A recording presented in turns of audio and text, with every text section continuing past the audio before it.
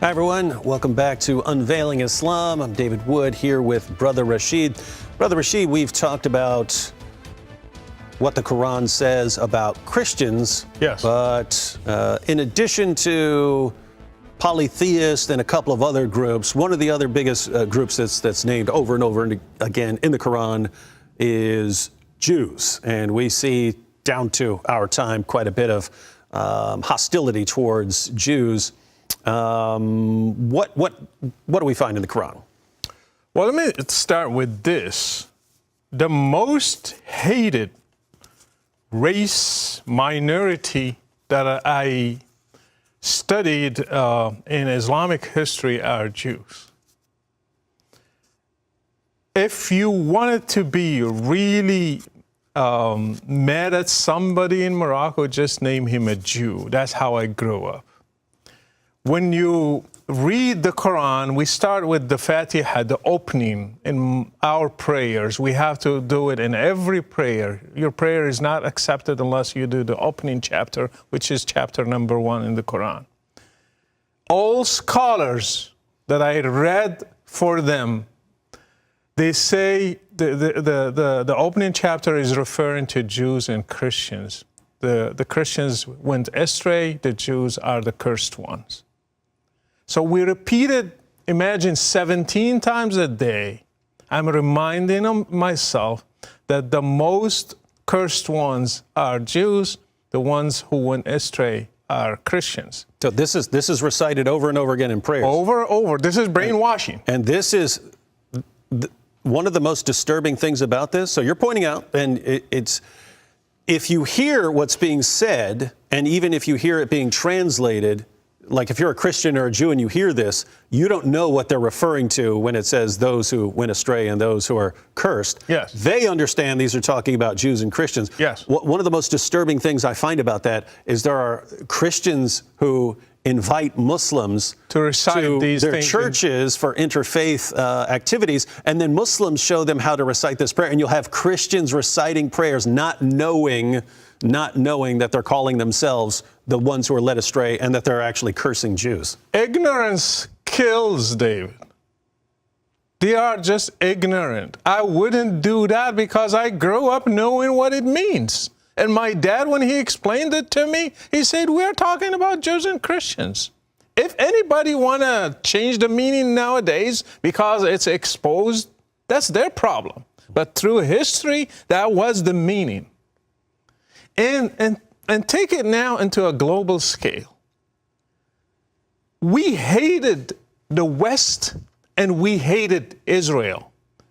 Why? Because the West represents Christianity and Israel represents Jews. So the traditional two main enemies of Muhammad were Christians and Jews.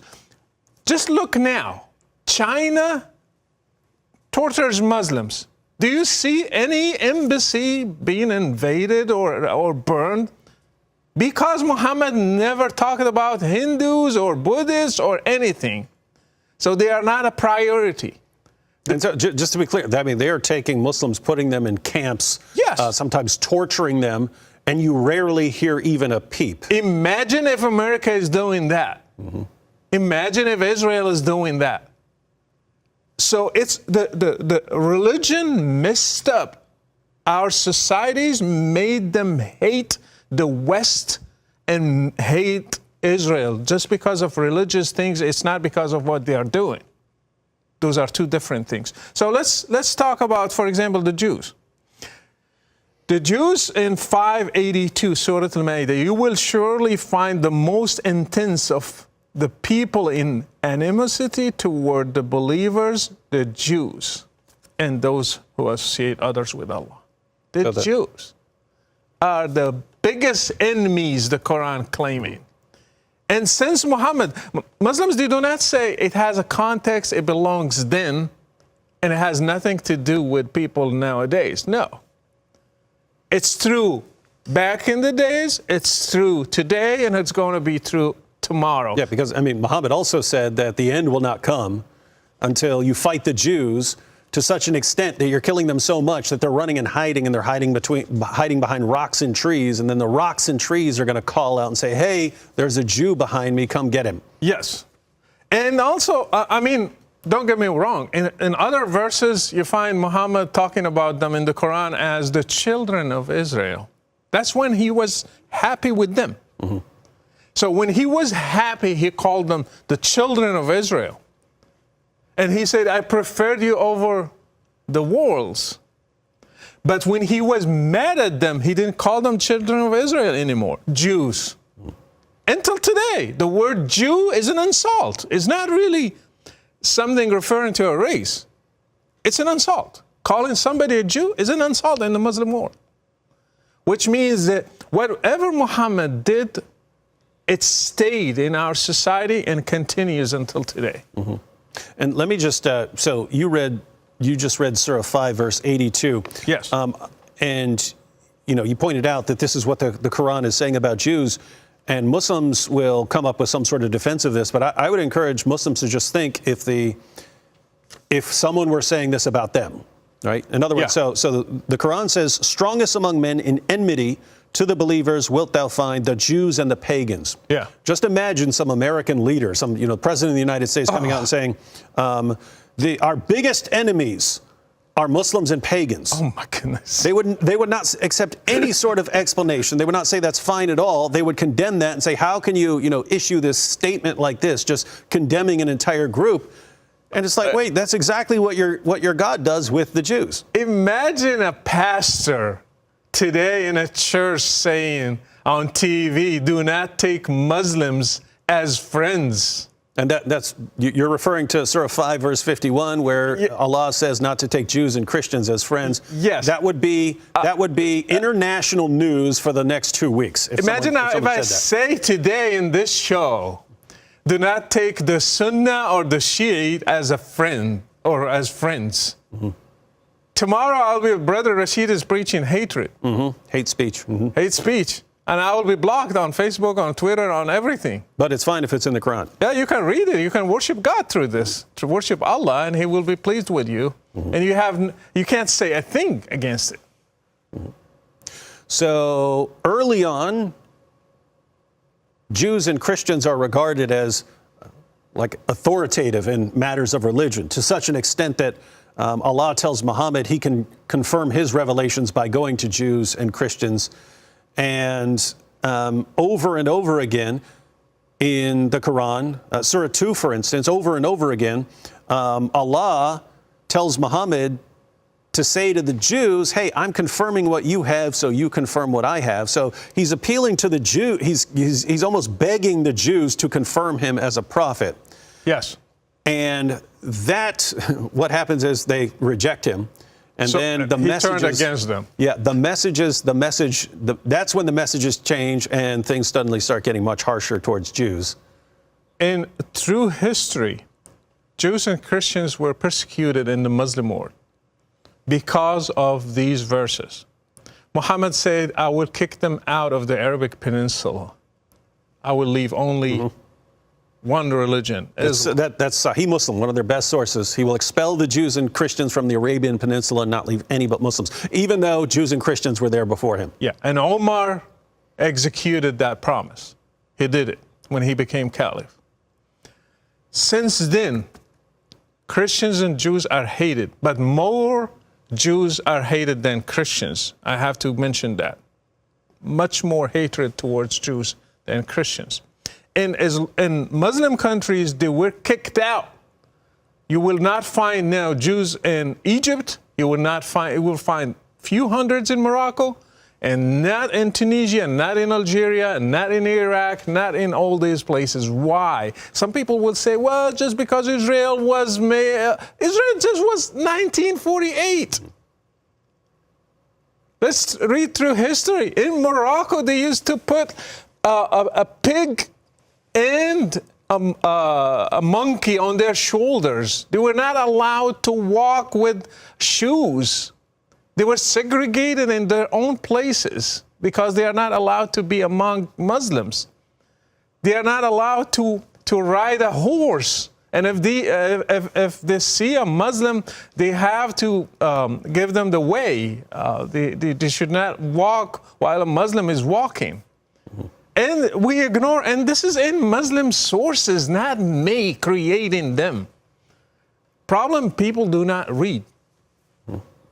Yeah, and it's easy to take Quran verses and to say, look, this is a favorable view of Jews here. It's very similar to the situation with Christians, where Muhammad at one time has a favorable view of them, thinks of them as allies, and then as they reject him, becomes progressively more hostile until we eventually get to the final marching orders, which is Surah 9, of course, fight those who do not believe in Allah, specifically refers to Jews and Christians.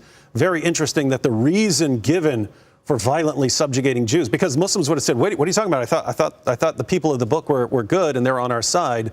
And the very next verse has to come up with a justification. It says, Jews call Ezra the son of Allah. Oh, that's, You ever heard a Jew call Ezra the son of Allah? I never saw it. I'll tell you a story about it. The Jews say Ezra is the son of Allah, and the Christians say the Messiah is the son of Allah. Yeah, he's accusing them of something never said. They never said.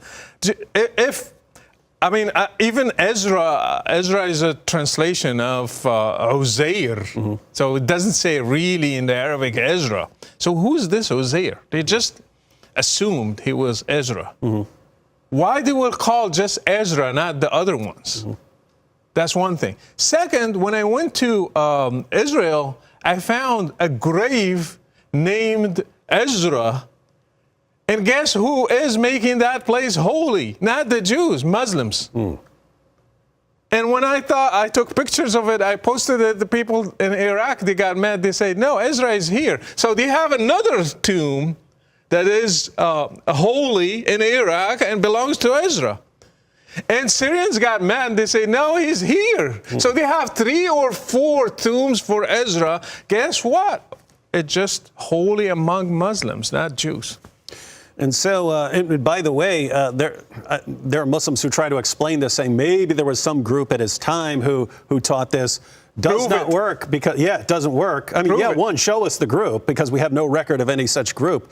But even if you want to say in the Hadith, according to Muhammad, at the judgment, that's going to be the main accusation against Jews. Why did you worship Ezra? Why? And we have no record in all of history of a Jew treating Ezra that way. And the Quran doesn't say some Jews. Yeah, the Jews. So this is standard the mainstream standard Jewish practice. Yeah, the mainstream, they call him the son of Allah. Another thing I want to conclude with this, when you mentioned in the 929, just wipe out or like give them choices. Most of Muhammad's wars, they were against Jews. And the most killing happened not against the polytheists who persecuted him. It was against Jews. In one day, more than 600 people were slaughtered. And some Muslims, they say, oh, one of his wives is a Jew. What are you talking about? And I say, yeah, she was a slave. He killed her dad and her brother and her tribe, and he made sex with her while she's still captive coming back from that raid. Do you think that's marriage? Yeah, he really loved Jews based on that. I don't know what to even say here. You've got a book that is calling for the violent subjugation of an entire group. Again, it's even worse when you get to the Hadith, and the judgment won't come. You won't get your rewards in heaven until you go out and fight the Jews to where they're hiding from you, and even the rocks and trees are telling you where to find them so you can kill them. And when you say, well, why all of this hatred and hostility towards this group? It's because they worship Ezra, and it's completely false. And so here you have a religion calling for the violent subjugation and the eventual extermination of an entire group based on a lie. I think we need to take a closer look at this religion.